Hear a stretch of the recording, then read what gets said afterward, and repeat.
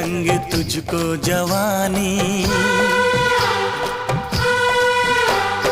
जब नींद आए ना रातों को रानी, करने लगे तंग तुझको जवानी।